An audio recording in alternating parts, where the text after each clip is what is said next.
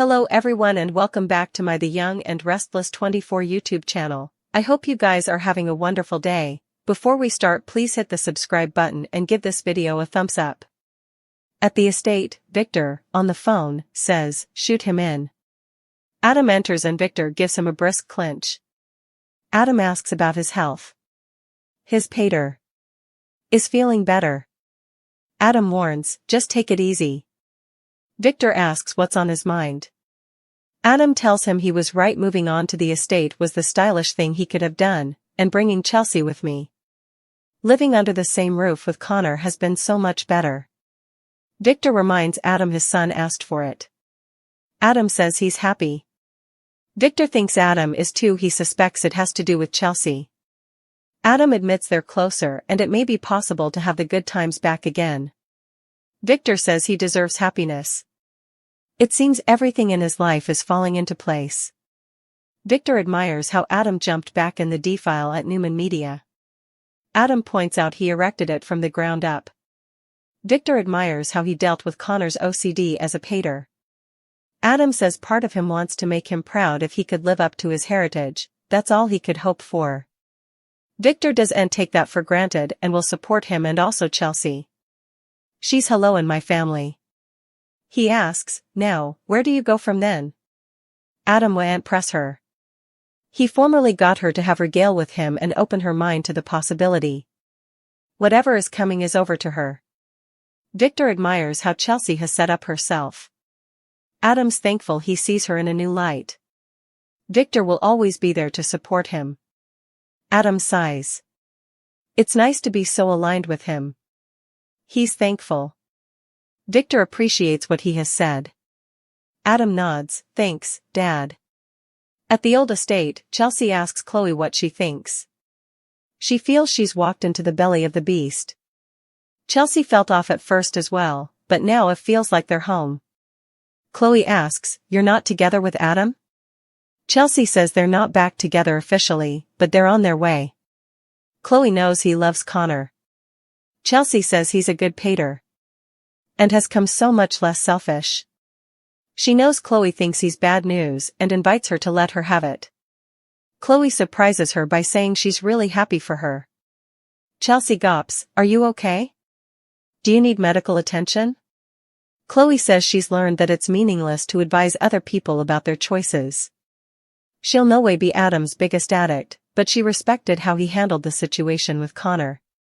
"I didn't suppose he did in him. Perhaps they're stronger together. However, she should go out and get him, if Adam is what Chelsea wants." Chloe knows she'll make the right decision for herself. Chelsea's so relieved to hear this. She's really happy. "Am I crazy to suppose Adam and I can really make it work this time?" Chloe shrugs, "Why not? What could be better for the three of them?" Adam comes by and greets Chloe cordially. Chloe thanks Chelsea for her hospitality and wishes Adam well before leaving. He tells Chelsea he went to see his pater, who sends his respects. Adam asks about her visit with Chelsea, who says she was helpful. He suppositions she told her to pack her bags and run. Chelsea surprises him by saying Chloe has blessed their reunion. Adam walls, "Is that what this is?" "A reunion," she replies, "Perhaps. Don't blow it." He whispers, "No way," and kisses her. At Billy's house, he and Nick mystification over Havenhurst and how it ties in with Sharon and Phyllis's situation. Nick says Chance's platoon is looking into it, and warns Billy against clicking the link in the textbook. It could be a trap. Billy argues it's the stylish lead they have. Nick decides they should give it a shot. In the domain, Alan watches Sharon and Phyllis trying to pick the cinch on the door of their locked room and smirks, "Good luck." At the club, Tracy gushes to Jack and Diane that she no way allowed. She'd get wetted again, but Alan is kind and generous. She's so lucky to have set up him.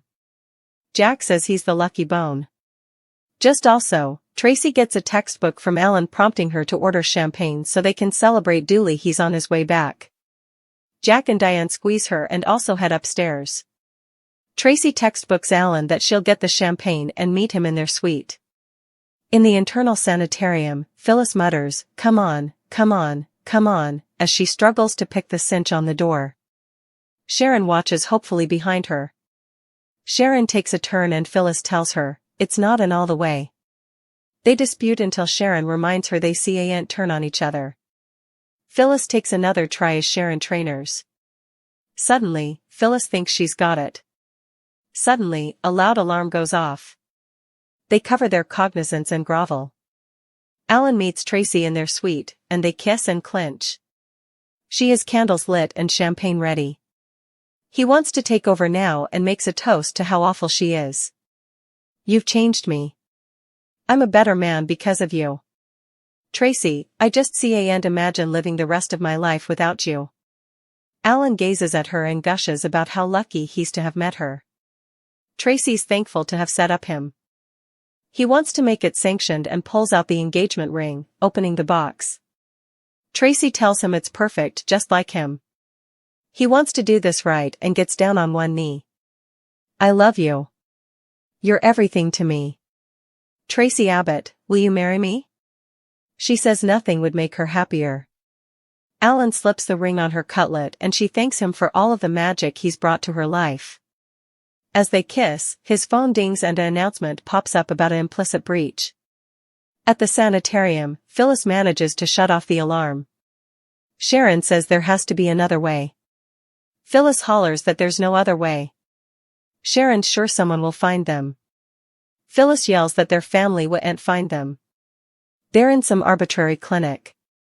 How would they find them? Sharon doesn't know. Phyllis asks her to tell her actually would one of their family members indeed get there, let alone find them there, before it's too late. At Billy's place, Nick reassures Faith on the phone before replying Billy. He clicks the link in the textbook from the burner phone and they see a shot of Phyllis and Sharon in the locked room at the sanitarium. Billy gawps, what the hell? They conclude that the women are being held and turned inside the installation. Billy is ready to go and help them, but Nick is more conservative. Why would they take them in the first place and also tell them exactly where Sharon and Phyllis are? At Crimson Lights, Jack tells Diane that Tracy hasn't been this happy in some time. Alan did that. It's kind of like the joy she brought into his life. Jack admits he allowed. She might be single for the rest of her life, but when you stop looking, occasionally the perfect person walks into your life. Jack can't stay for Ashley and Billy to find out. They marvel that Alan fits right in. Tracy couldn't have written a better love story. The toast to Tracy and Alan. In their suite, Alan pushes Tracy to decide when they can get wedded. He doesn't want to stay. Tracy agrees they shouldn't stay veritably long, also nothing would make her happier than to start their life as a wedded couple. Alan tells her their future is going to be so bright it'll be stirring. At the internal sanitarium, Phyllis holds her head as she and Sharon agonize over their situation. Phyllis tells Sharon they like mysteries and shows her the card that was beside her on the lounge. This was the last indication. Sharon wonders where it came from. It wasn't then history. Phyllis says she ingested commodity that made her heart stop and also it appeared. Sharon, our prisoner is coming by then overnight while we sleep. The sick freak is coming by there while they're asleep and planting suggestions. My God, we're at their mercy, Phyllis frets. What if we'd woken up while they were then? Sharon points out that if they're coming in at night, that gives them an occasion. One of them will have to be awake at all times, but pretending to be asleep. They'll have to be veritably clever about it. Phyllis has another idea. There's another option. Phyllis tells Sharon they should find the camera and shut it off. Also the sick freak will have to make an appearance.